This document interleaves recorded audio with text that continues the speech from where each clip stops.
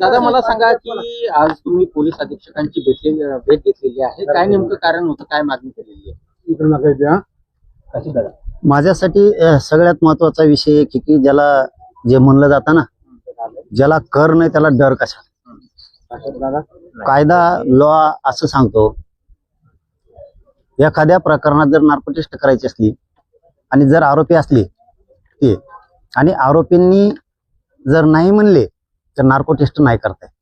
इथं माझ्या प्रकरणातला, घातपाताच्या प्रकरणातला, त्या धन्याने जो घातपाताचा विषय ठरवलेला होता, जे कट रचलेला होता, त्यातला आरोपी येऊनच म्हणतोय नार्को टेस्ट करायची. मग त्या अर्जाला मंजुरी द्या, त्याची अंमलबजावणी करा त्या अर्जाची. माझा पण अर्ज दिलेला आहे, दोन्ही अर्जाची मंजुरी द्या, नार्को टेस्ट करा, दूध का दूध पाणी का पाणी होऊ द्या. कारण ही अशी संधी आहे आता, कारण ते परळीचं ते खरकट आहे ना, ते गप्प बसणारच नाही. ते असे पुन्हा पुन्हा जामीन झाले की पुन्हा पुन्हा कटर असणार, पुन्हा पुन्हा डावर असणार आणि पुन्हा घात घडून आणणार. हे 100% तो करणार आहे. आणि हे तेव्हाच लक्षात येतं बघा की पुन्हा पुन्हा उचकवलं जातं. जो कोण म्हणतोय ना, मला त्याच्याबद्दल तर बोलायचं नाही, आरोपीबद्दल हे सगळं घडून जे आणतोय ना, तो धन्याचे हेच घडून आणतोय. म्हणून मी हे आरोपींबद्दल बोलतच नाहीये. परंतु त्यातून एक गोष्ट लक्षात येते, काल जर परवा किंवा 2-4 दिवसापूर्वी जी काय प्रेस झाली आणि इथं सांगितलं गेलं की माझी जरंगीचे नार्को टेस्ट करा, तू लईच धुतल्या तांदळाचा होता ना तो आरोपी, तो असं म्हणायला पाहिजे होतं. तू म्हणला ना समाजावरचा मला जे डाग लागलाय आता तो कसा पुसायचा, तू जर खास धुतल्यावर तांदळाचा होता ना, तर तो म्हणायला पाहिजे होतं 5ची 5 बी जणांची नार्को टेस्ट करा धन्यासहित, असं म्हणायला पाहिजे. तिथं तू मुंडे साहेब म्हणतो, म्हणजे तुला पुन्हा तिकडूनच फूस लागली आणि पुन्हा तू कुठाने करायला लागला.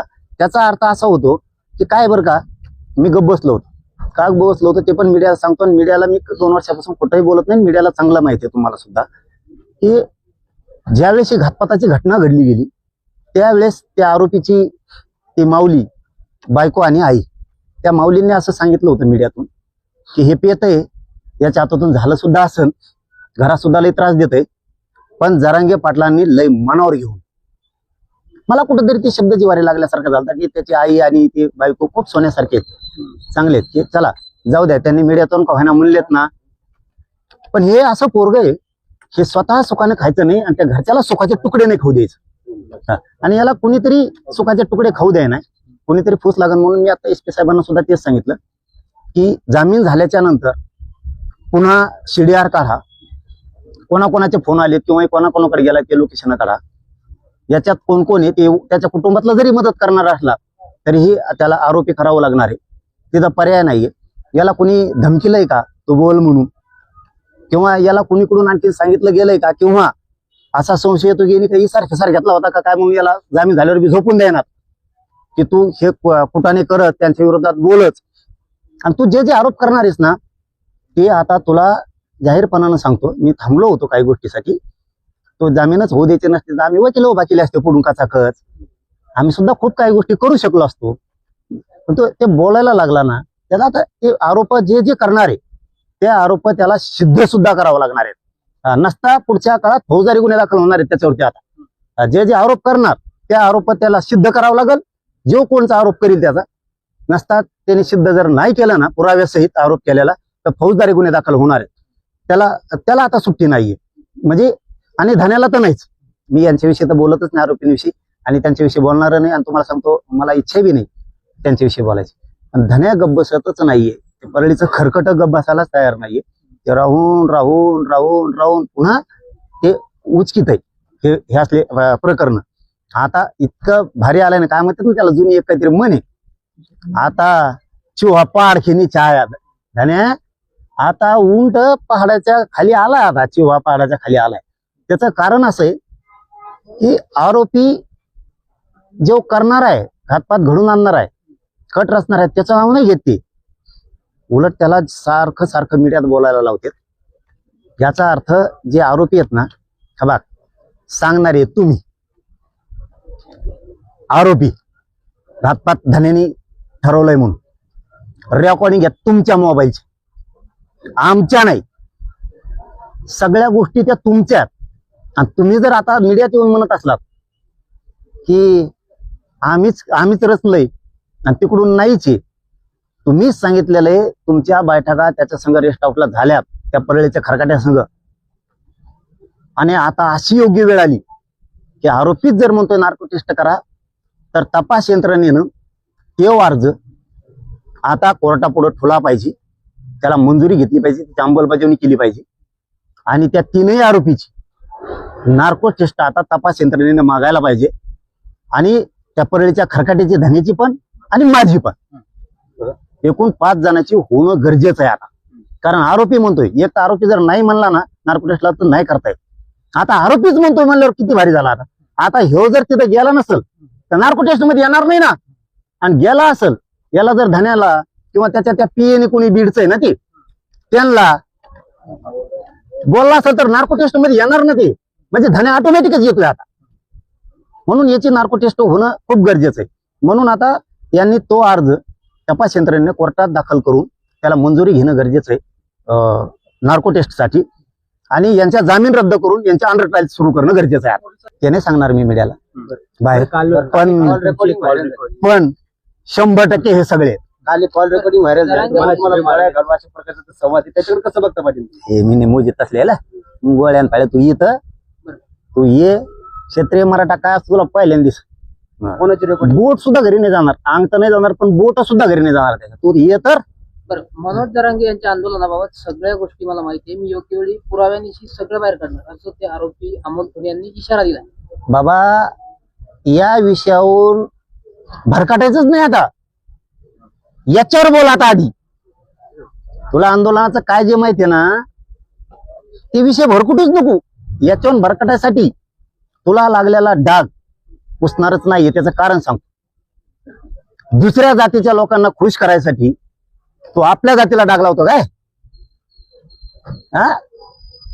कुठे ते 4 टकूचे टोळीतले ते तुला कमेंट करणार तू बोलल्यावर, आणि मग तुला वाटणार का तो आहे मग जनता आली, ते तुला पॉझिटिव्ह अशा कमेंट करणार ते टोळीतले.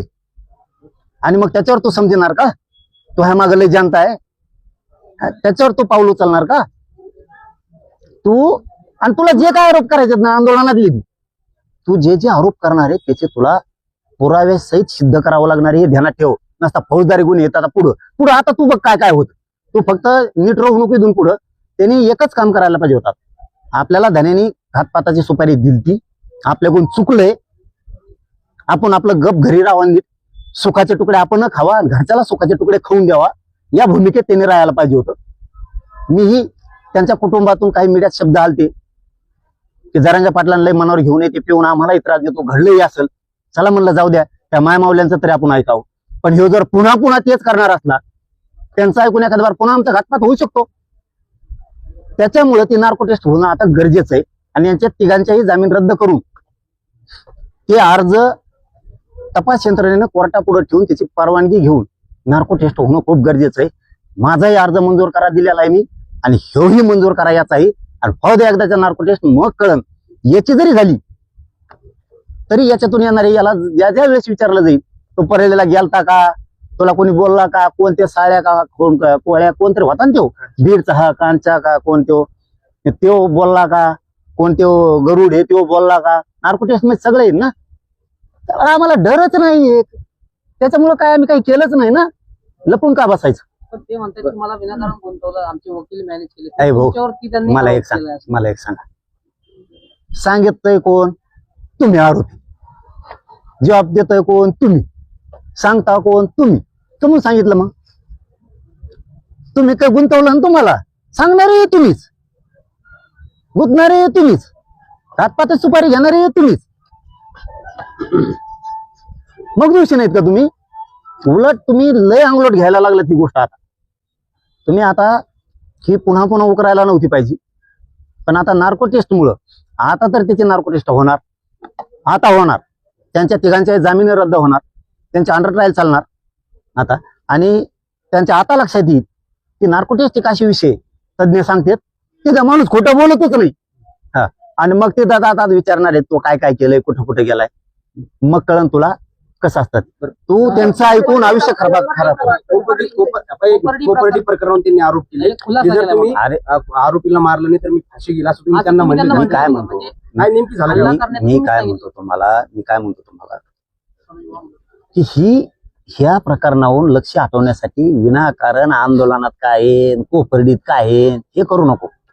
आणि तुला करायचंच ना, मी स्पष्ट मीडिया सांगायला ना का तुमच्या प्रश्नाचं उत्तर काय असं गोल फेर द्यायला लोक का तू जो आहेच ना तो म्हणणंच आहे ना, गुन्हा दाखल कर ना आमच्यावर.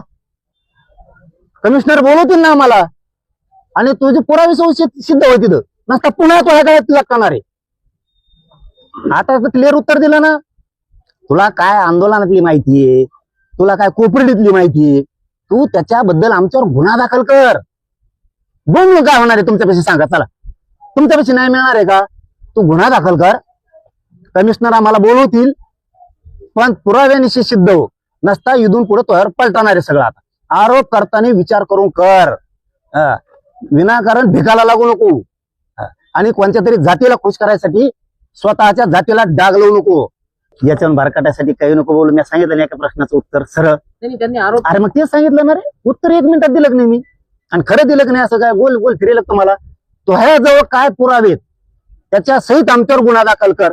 पुराव्यासह सिद्ध होय, कमिशनर आम्हाला बोलवतील ना, मिळेल ते सध्या भोगून. आता याच्यापेक्षा काय उत्तर पाहिजे. पण 2016च्या नारायणगडच्या अरे 16 असू दे, 17 असू दे, 24 असू दे, 2006 असू दे, आणि जरांगे पाटील बरं त्यो जन्माच्या आधीपासून आता पोहोच काय पुरावे एवढे दिन गुन्हे दाखल, गुन्ह्याशिवाय न्याय मिळेल का. चल जाऊ, बाकीचं काय सांगू यार. आता याच्यापेक्षा काय क्लिअर पाहिजे. धोका तर असतोच, चांगलं काम करायचं म्हणल्यावर धोका निर्माण होणार. मी माझ्या समाजाच्या 6 करोड लोकांच्या लेकरा बाळांच्या कल्याणासाठी काम करतोय. चांगलं काम करणाऱ्याच्या जीवाला धोका असतोच, पण मी मरायला देत नाही. कारण 6 कोटी मराठी जीव वळून टाकायला तयार आहेत, आमचे पोरं सुद्धा मरायला तयार आहेत. त्याच्यात तुटून पडणार आहेत एका दिवशी. तुम्ही फक्त बघा जवळ सहन होत आहे तोवरच हे होणार आहे. नाही सुरक्षा नकोच हे बोलतोय मी. मैदान पाहिजे ना खरकाट्याला, त्या परळीचे आहे मैदान पाहिजे त्याला. शक्य मी येऊन धंदे नको करू. मैदान मोकळं पाहिजे ना, घातपात करायचं. चल ये, एका बापाच्या आवला दे का, चल ये. मी पुरं माझं संरक्षण काढलंय. मी माझ्या जालन्याच्या SP साहेबाला विनंती करून सांगितलंय माझं संरक्षण काढा म्हणून. तुम्ही ये, तुला का व्हायचं तवा असले नको रे हिजडे धंदे करू. याला पाठवून त्याला पाठवून घातपात करायला लाव. आणि आता त्याच आरोपीच्या तोंडून पुन्हा वकून घ्यायला लागला आणि फक्त आमच्या दोघांचेच नाव घेतोय.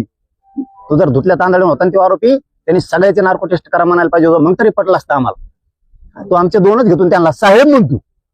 याचा अर्थ हे खरकट परळीचं पुन्हा एकदा यांच्या खांद्यावर बंदूक ठेवून स्वतःच साधायला लागलाय आणि पुन्हा मराठ्यात लावून द्यायला लागलाय. आणि हे याच्या खांद्यावर बंदूक ठेवून पुन्हा घातपात करायचा कट पुन्हा धान्याने रचलाय.